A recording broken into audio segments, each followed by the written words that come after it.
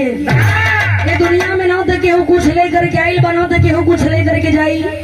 और यदि अपने जीवन को जीना है तो बड़े अच्छे तरीके से अपने जीवन को आप जीने का काम करें। काहे से कि जैसन कर्तव्य करेला, जैसन कमाई करेला, मर गईला के बाद लोग ये गयन की फलाने बेचारू बड़ा बढ़िया आदमी रहलन और दुनिया के छोड़ करके चल गिलन। आज एक खराब कर्तव्य करेला, मर गिला के बाद लोग चार को गाड़ी दी हन कि बढ़िया बल की केहू तरह धरती का बोझ खत्म हो गई, बड़ा परेशान कर रहा। इसीलिए इंसान चाहे कोई भी हो, कभी भी किसी भी इंसान को अपने आप पर अहंकार और घमंड नहीं करना चाहिए। यहाँ 4 लाइन भूमिका से हमारे कहानी की हमारे विवाह की शुरुआत हो गई। कैसे कहना है?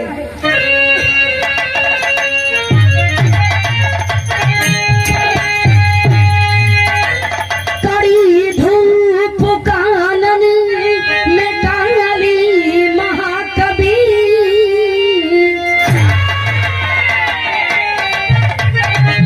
चले जा रहे थे टहलते टहलते, ख्याल कुछ भी नहीं, प्यास ऐसी लगी,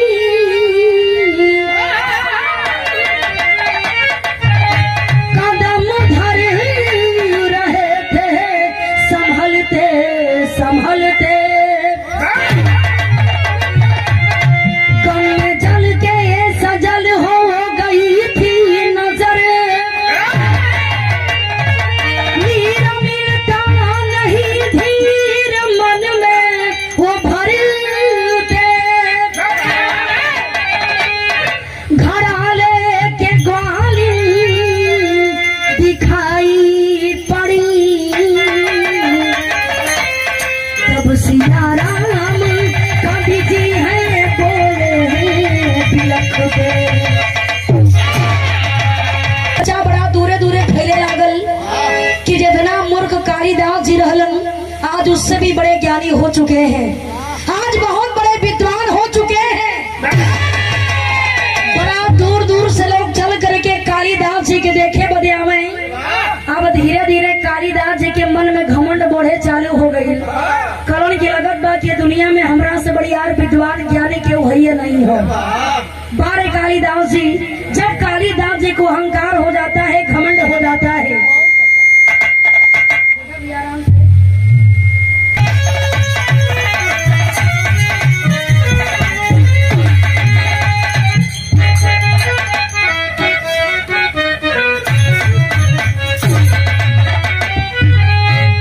ये कोनो लड़की से कोनो लड़का बेचारा धोखा खैले हो, जा करके खूब बढ़िया से दारू उरू पी के कहीं लौटल बा, जा करके कुल 2-4 के दोस्त कह दरन की करे यार तोरा के समझौली की लड़की के चक्कर में मत पड़, नहीं तो चुन्ना लगा के निकल ले।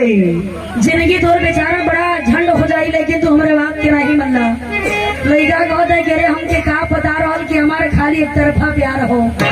ये तो झंड बना के घूमो। गौर करिहन, उ लड़का बेचारा अपन दिल का हाल बतावत रहल कि चूना लगा के तो चलिए गई, लेकिन हम का बताएं कि हमारा दिल पर का गुजरा था। कहे का कहे मास्टर,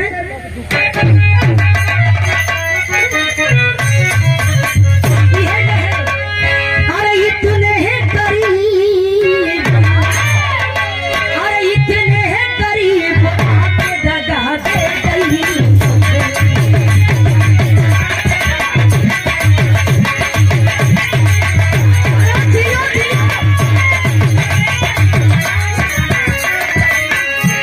इतने करीब आके दगा दे गई मुझे,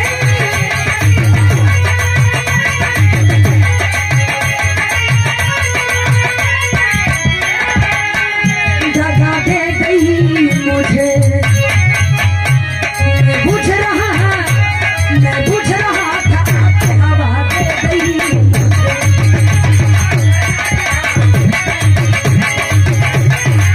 बहुत अच्छे, बहुत अच्छे। लेकिन जब आदमी के घमंड हो जाला तब बना के दूसरा के का समझेला। कहना है गुरु में इंसान कोई इंसान नहीं है।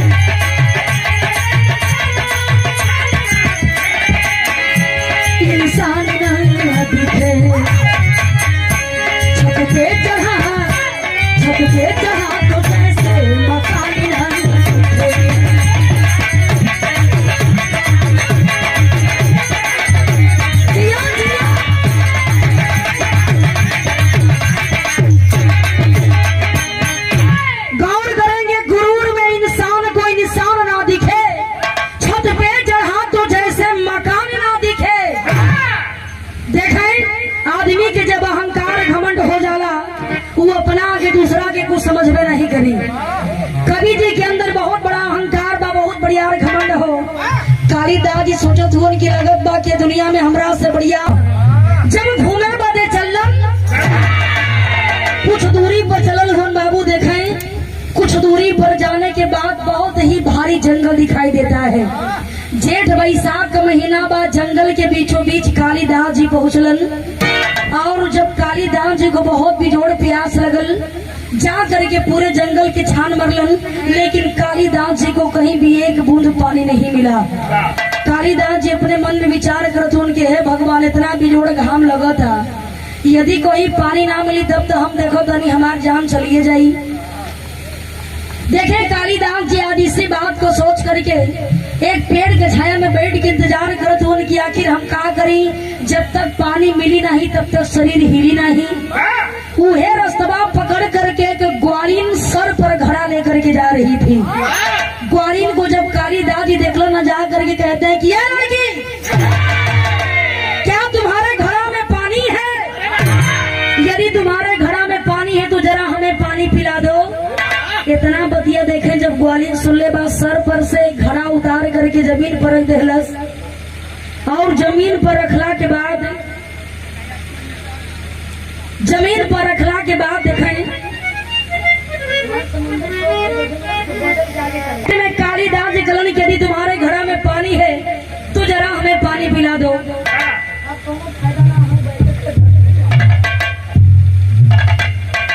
देखिए आखिर कालिदास जी कलन तुम्हारे घड़ा में पानी है तो जरा हमें पानी पिला दो। ग्वालिन बड़ी चलाक रहल करस की सुनिए मैं आपको पानी जरूर पिलाऊंगी, लेकिन इससे पहले आपको एक काम करना पड़ेगा। ग्वालिन कहती है मास्टर का कहीं नरम की लाइन से कहना है।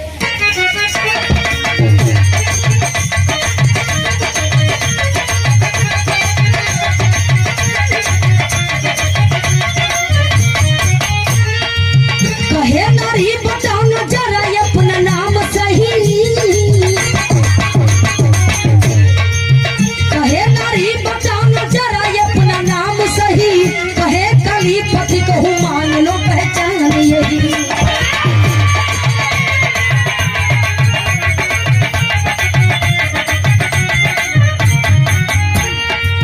सुंदरी कहाँ की शर्मया बिना बताने में, सुंदरी कहाँ की शर्मया बिना बताने में, पथिक तो सोहिया भी अंत से जमाने में।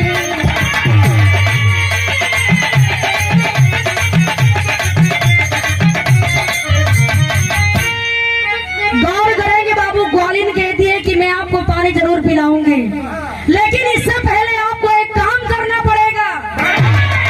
कालिदास जी पूरा अहंकार में घमंड में चूरमा कलन के हेकर देखा, ऊपर से नीचे लगा दिया कि एक नंबर के गवार लड़की बा, हमरा से कह दिया कि तोहरा के को काम करे के पड़ी। कलन की बताओ क्या बात है, लेकिन सबसे पहले तोहरा के अपन नाम बतावे के पड़ी। तोहर का नाम बा, कहाँ से आइल बड़ा, कहाँ तोहरा के जाए के बा। आज इतना बतिया देखे बाबू, जब कालिदास जी सुरन कलन के हेकर देखा, हाई एक नंबर के गवार लड़की घर में रहे वाली लड़की, हमरा से कह दिया कि तोहर नाम का बा। कालिदास जी अहंकार में चूर हैं और कहते हैं, क्या कहे मास्टर, एक लाइन कहना है।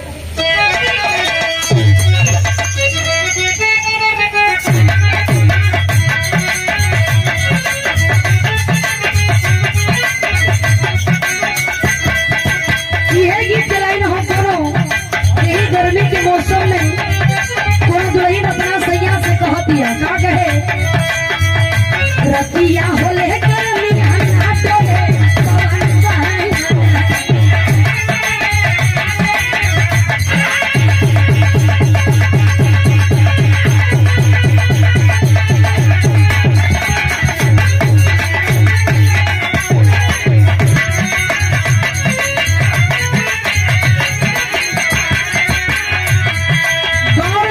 कालिदास जी कलन की तुम हमें जानती नहीं हो, मैं कोई छोटा आदमी नहीं हूँ, और जानती हो किसी जंगल की रहने वाली हो तो हमें पथिक समझ करके पानी पिला दो।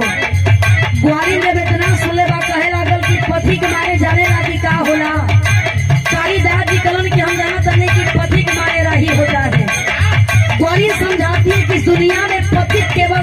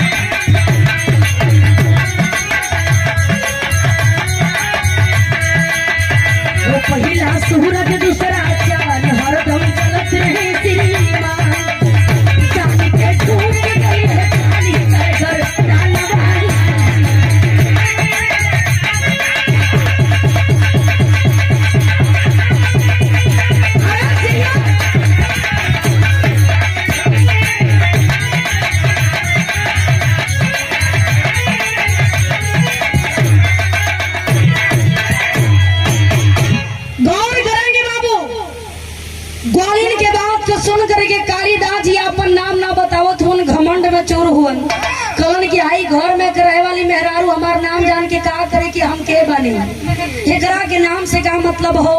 कलन की सुनो मैं एक पथिक हूँ। ग्वालिन कहती कि इस दुनिया में मात्र केवल 2 पथिक हैं।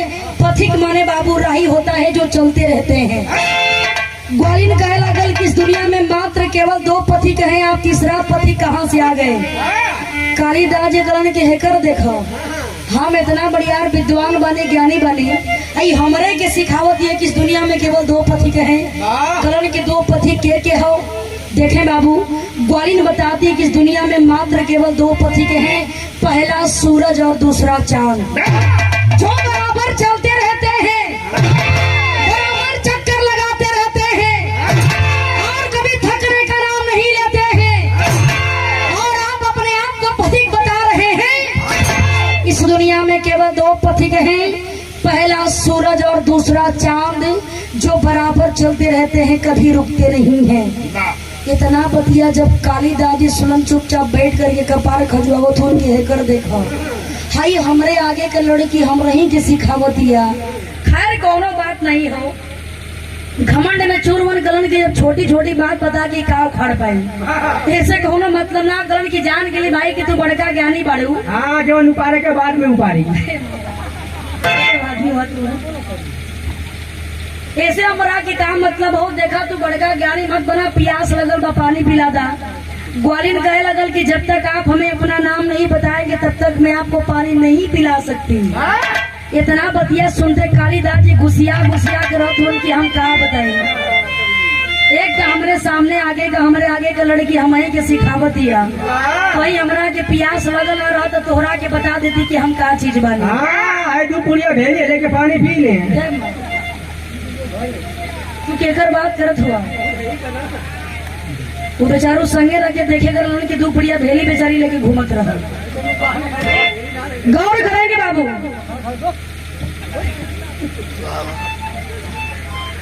देखे बाबू, आखिर में इस बात को सुन करके कालिदास जी गुस्सियात हुवन। कालिदास जी को तो बहुत बड़ा घमंड बा कि हमरा से बढ़िया ज्ञानी दुनिया में क्यों हुआ नहीं हो। अहंकार में चूरे कलन के पानी पिला दो। ग्वालिन कहती है कि आप अपना नाम जब तक नहीं बताएंगे तब तक मैं आपको 1 बूंद पानी नहीं पिला सकती। आज इस बात को सुन करके कालिदास जी फिर कहलन हका, एक लाइन गीत की लाइन हो, कहना है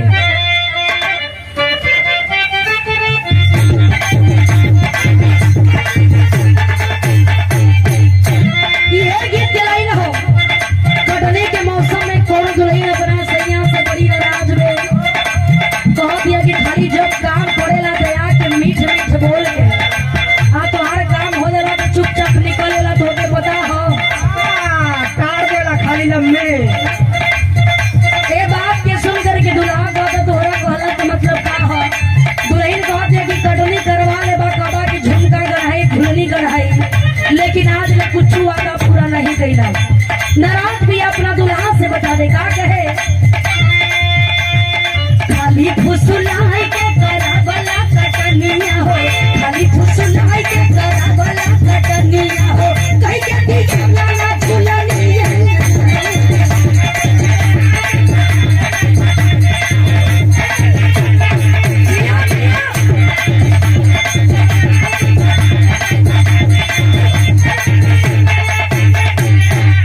एक बात और कहे, वहाँ कहीं बात प्यार के न रहस पही बात, रब सजिया पे कल भूता रास जलवा।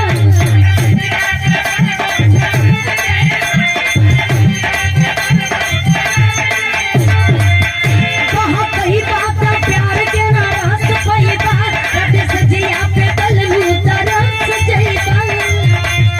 हमारा से चली ना तोहार मन मानिया हो, हमारा से चली ना तोहार मन मानिया हो, कहीं के भी झूलना झूलनिया।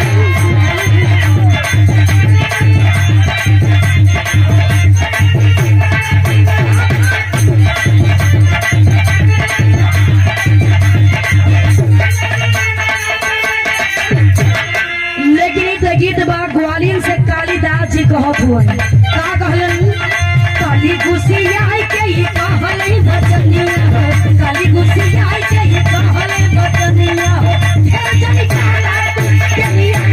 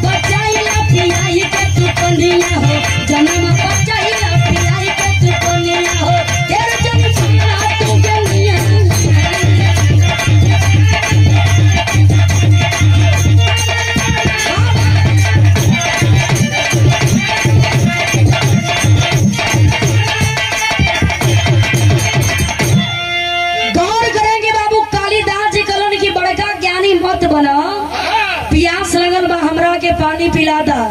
अहंकार में चूर बन उनके अपन नाम बताओ में लाज लगता। सोचत हो उनकी कहीं नाम बता दे कि हमार नाम कालिदास थी। मेहरारू के जात क्या समझ पाई कि कालिदास के बारे। देखें आज इस बात को सोच करके कालिदास जी करण की सुनो, हमारा नाम जानना चाहती हो ना, इसी जंगल की रहने वाली हो तो हमें अपना मेहमान समझ करके पानी पिला दो। इतना बतिया देखें बाबू जब ग्वालियर सुन ले बा डांट करके कहने लगी, आप अपने आप को मेहमान बता रहे हैं। इस दुनिया में मात्र केवल 2 मेहमान हैं, आप तीसरा मेहमान कहाँ से आ गए। अब तक कालिदास जी के पूरा गुस्सा 7वां आसमान पर चढ़े लगल। कलन की भैया जब कोनो बात निकाला तनी लगता कि दूधू का डिग्री लेके बैठल बिया का। कलन की देखा तू ढेर हमरा के पढ़ावा सिखाओ मत, प्यास लगल बा पानी पियवा नहीं तो जान चल जाई। ना पियबू तो गगरी फोड़ दे। कालिदास तोहरे में थोड़े आदमी रह। हाँ पानी बहरे गिर जाएगी। गौर करेंगे नहीं एमन शक ना है, एमन कोनो दिक्कत ना है। बेचारे को मैं पास हो देखा भी इनका नाम बतौले ना कि इनका नाम मुसाफिर यादव हो। यादव जी इतना चलाक हो लेकिन इनका चेहरा आप लोग बढ़िया से पहचान ली हन। बढ़िया से पूरा मोछ दाढ़ी बनवा दिहल जाए, कपारे पहन के गोल की टोपी लगा दिया जाए, कोई झोला लटका दिया जाए तो लगी बेचारों की नेपाल से ही बेचे बदियान को। हाँ सीधा जी तो एनर्जी बढ़ावा लेके लोगों ये ऐसा आदमी हो। गौर करेंगे देखिए आखिर में आज कालिदास जी कलन की का बताई भगवान तो ऐसा जगह फंसा दे बड़ा। लेकिन कालिदास जी घमंड में चूरबन कलन के हम अपन नाम बता के का करब। ग्वालियर कहे लागल कि तू अपने आप के बड़का कह दे रहा कि मैं मेहमान हूँ, इस दुनिया में केवल 2 मेहमान हैं, आप तीसरा मेहमान कहाँ से आ गए। कालिदास जी कलन के अच्छा यदि 2 मेहमान के बा हमरा के बता सकेलू। ग्वालियर कहती है कि कान खोल करके सुनिए कि इस दुनिया में 2 मेहमान कौन कौन है। कहती है मास्टर तेरे लाइन से कहना है।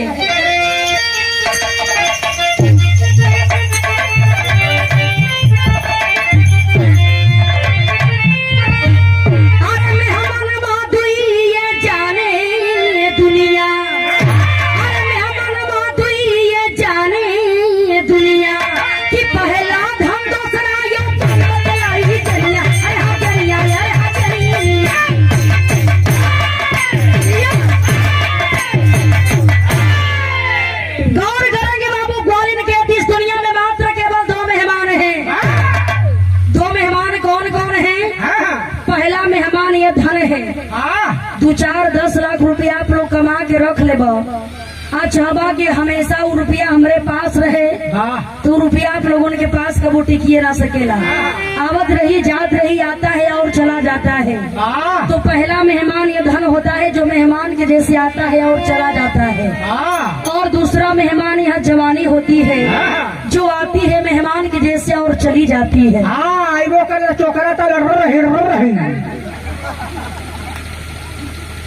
अच्छा तो कि हम का बताइए का करो भैया, उम्र 55 के लेकिन मन 55 के कर हो ना जानी हम। इतना साफ सुथरा आदमी उनकी अपन रियलिटी बात मंच पर बतावे लन कि चाहे कुछ हो जाए इनकर ऊपर जैसी इनकर जवानी बीतल बा सबके बताओ इनकर जवानी बेचारू कहीं रहल है। गौर करें कि बाबू कालिदास जी बड़ा परेशान हुआ। कल आके सुना हमरा कि तू बड़का ज्ञानी मत बना भाई।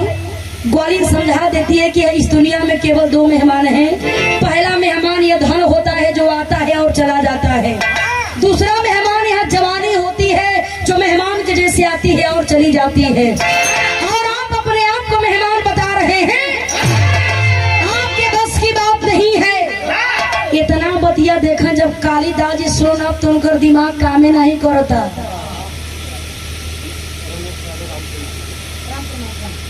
परम आदरणीय परम सभा जब एकरा कितना छोट बात का मतलब याद बा तो इहो एकरा के पता हो कि कालिदास जी के हुआ। एकरा के पता हो कि कालिदास जी के हुआ। कहीं अपन नाम बता दे, यदि पता चल गई कि हमारे नाम कालिदास हो तब तो बड़ा आफत हो जाई। इतना चलाक लड़की भी है कि पता चले कि 2-4 गाड़ी देबो करी कही कि तू बड़का ज्ञानी बना तारा, तू कालिदास हुआ, तोरा के छोटी छोटी बात यादें नहीं हो। अब तक कालिदास जरूर विचार करत होन कि नाम बताई तबो फंस जाई, और नाम ना बतावत नहीं तो हमरा के पानी नहीं मिली। कलन के कहाँ फसौला भगवान, आखिर हम का करें। गौर करेंगे बाबू, देखें आखिर में आज कालिदास जी अपने मन में विचार करत होन। कलन के देखा भाई जहाँ जल्दी पानी के पिया दा। ग्वालिन कहती है कि एक बात ध्यान से सुन लीजिए, जबले नाम बतेबा नहीं तब तक पानी तोहरा के हम पियाई नहीं। हाँ ना पिएबू तो चटाई दा। मन चटले से खाली का हो जाई, चट के कीड़ा भी छिजी गए। ये बहुत एक्सपीरियंस वाला आदमी हो, का बताओ जा। गौर करेंगे नहीं, कुल में दिमाग बहुत तेज सफर कामों करेला। देखिए आखिर में कालिदास जी सोचत हूँ कि कहीं नाम बता दिलीन कि हमारी कालिदास बड़ी तबो फंस जाएगी। ये ग्वालिन बहुत तेज तर्राक दिया, कहे लगे कि तू बड़का ज्ञानी, बड़ा छोट छोट बात यादें नहीं खे। आप देखिए कालिदास जी फिर आप पर दिमाग लगाओ तो कलन के देखी एकरा पास कितना ज्ञान हो। कालिदास जी फिर अपने नाम को नहीं बताते हैं और करते हैं क्या,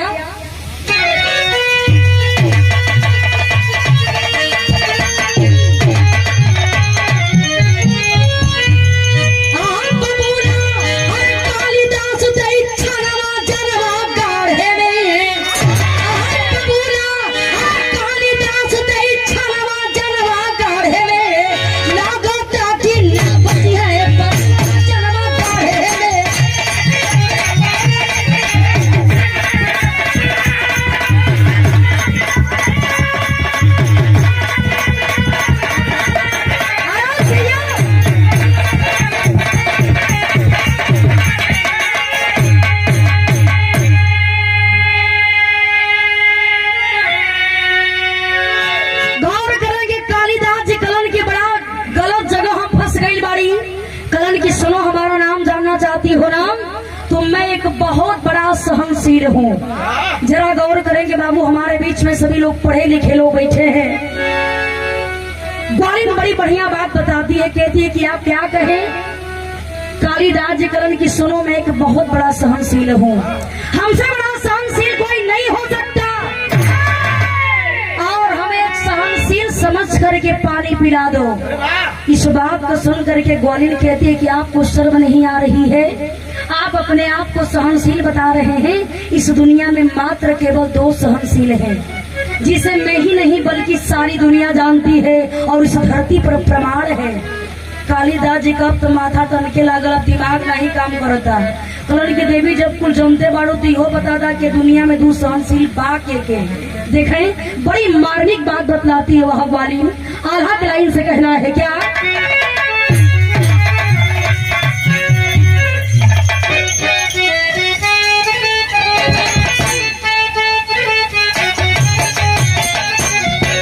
अरे लागली बता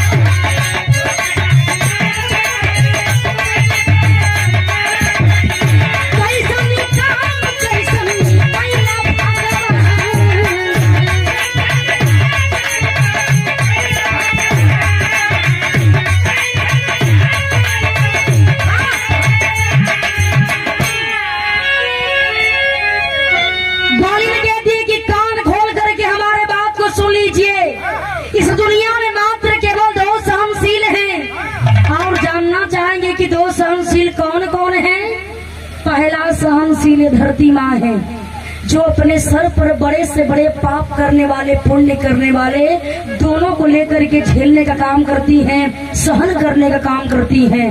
आपके बस की बात नहीं है। 2 मिनट से प्यास लगल बा तो पानी डिड़िया तारा आ कह तारा कि मैं बहुत बड़ा सहनशील हूँ। यदि सहनशील होला तो कहा न पीएसए के सहन कर लेता रहा, काहे कहा तारा कि पानी पियावा पानी पियावा। आपके बस की बात नहीं है। पहला सहनशील धरती माँ है, जो अपने सर पर बड़े से बड़े पापियों को लेकर के सहन करने का काम करती है, झेलने का काम करती हैं, और पुण्य करने वाले दोनों को लेकर के सहन करने का काम करती हैं। अब धरती माँ से बड़े सहनशील नहीं हो सकते। इस धरती पर पाप की संख्या ज्यादा बा, पुण्य की संख्या कम बा, दोनों को लेकर के धरती माँ सहन करने का काम करती हैं, जो आपके बस के बाहर की बात है। पहला सहनशील तो धरती माँ है, और दूसरा सहनशील यह पेड़ होता है। जरा आप सभी लोग विचार करेंगे, इंसान पेड़ पर कितना हो पत्थर मारता है बाबू, लेकिन पेड़ हमेशा इंसान को फल खाने को देता है, छाया देने का काम करता है, और इसी पेड़ से हमें ऑक्सीजन भी मिलता है। यदि ऑक्सीजन नहीं मिली तो केहू भी प्राणी ये धरती पर जिंदा ना रह सकेला। क्या आप इस पेड़ से भी बड़े सहनशील हैं? आपके बस की बात नहीं है। इंसान पेड़ पर कितना हो पत्थर मारता है, यह पेड़ इंसान को फल खाने को देता है, ऑक्सीजन देने का काम करता है, छाया देने का काम करता है। इतना ही नहीं, जब एक पेड़ के टहनी सूख जाला, आज सबके घर घर में गैस सिलेंडर हो गई बा, लेकिन सभी लोग अमीर नहीं हैं, सभी लोग पैसे वाले नहीं हैं। बहुत लोग गरीब इस धरती पर पड़े हैं, जो इसी पेड़ के सूखी टहनी को काट करके अपने घर में लाते हैं, भोजन बनाते हैं, तब जाकर के उनका पेट भरता है। आपके बस की बात नहीं है। पेड़ से बड़ा सहनशील आप नहीं हो सकते। इतना ही ना, जब इस शरीर को छोड़ करके प्राण निकल जाता है बाबू, इस शरीर को, हमारे शरीर को स्मशान घाट पर ले जा करके यह पेड़ के लकड़ी के ला करके उसी पेड़ के लकड़ी के चिता सजावल जाला, और यही लकड़ी पर जब हमारा शरीर जलाया जाता है, तब जाकर के हमारा और आपके शरीर का तरनतार होता है। क्या आप इस पेड़ से भी बड़े सहनशील हैं? आपके बस की बात नहीं है। इतना बतिया देखें बाबू, जब कालिदास इस दुल्हन कपारे पर हाथ रख करके फिर वही पेड़ के छाया में बैठ गए, कल करे बाप रे बाप, आखिर हम कैसन लड़की से आज हमारा पाला पड़ चुकल हो, कैसा लड़की से हमारा पाला पड़ चुकल। हम ऐसा जगह में झुरा गई बाड़ी कि हमने समझ में नहीं आवता कि आखिर हम क्या करी। देखे बाबू, कालिदास जी अपने मन में विचार करते हैं कि यह ग्वालिन कोई साधारण नारी नहीं हो सकती, ये जरूर कोई न कोई देवी का रूप है। कलन की आप जान जाई चाहे रही, लेकिन ये बात की हम पता जरूर लगाई कि कोई साधारण लड़की इतनी ज्ञान की बात नहीं बता सकती है। ये कोई साधारण लड़की नहीं, बल्कि कोई जरूर देवी दिखाई दे रही है। कालिदास जी कलन की प्यास लगल, पानी पिला दा। ग्वालिन कहती है कि मैं आपको पानी नहीं पिला सकती जब तक आप अपना नाम नहीं बताएंगे। देखें बाबू, अब जी कलन की जान जाई चाह रही, लेकिन ये बात के पता लगा करके रात की ग्वालिन के वे कालिदास जी फिर अपन नाम ना बतौलन। कलन का मास्टर कहना है,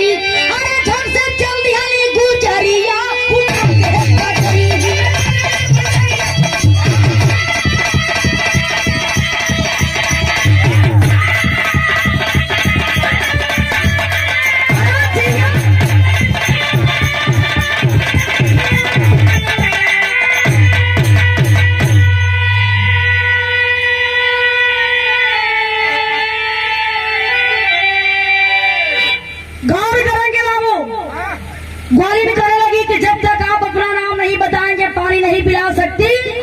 कालिदास जी कलन की सुना हमारा नाम जानना चाहत करो ना पानी पिएबू तो हम बहुत बड़का हठी बाड़ी, इतना बढ़ियार हठी बाड़ी कि जौन हट कर लेला ओकरा के कैले बिना हम मानिए ना सकीला।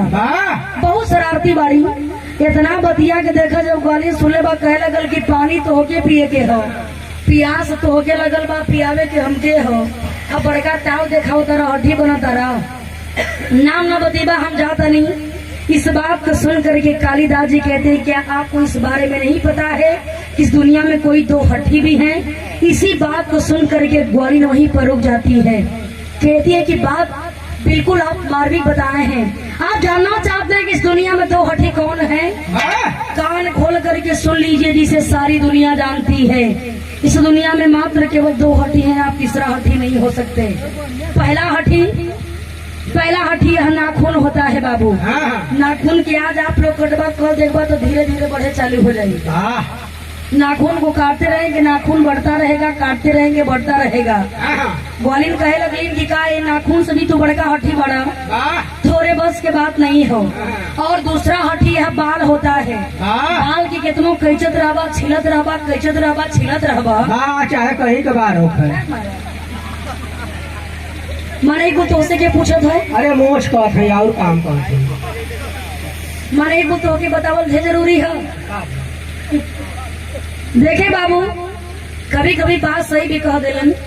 यदि आप लोग आज बाल के छिलवा कर देबा, तरी मनी कुछ न कुछ उमर जामे चालू हो जाला। हाँ, पुत्ती फेंक दे। नहीं, इसमें दाढ़ी बनवा के आलू थोड़ा सा कल का।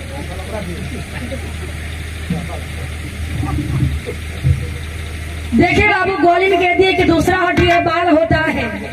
बाल के काटत रहबा, चाहे छिड़त रहबा, बाल बढ़त रही। और बाल को काटते रहेंगे, छीलते रहेंगे, बाल बढ़ता रहेगा। क्या आप इस बाल से भी बड़े हड्डी हैं? आपके बस की बात नहीं है। इस दुनिया में केवल दो हड्डी हैं। पहला हड्डी है नाखून और दूसरा हड्डी है बाल। दोनों को काटते रहेंगे, दोनों बढ़ता रहेगा।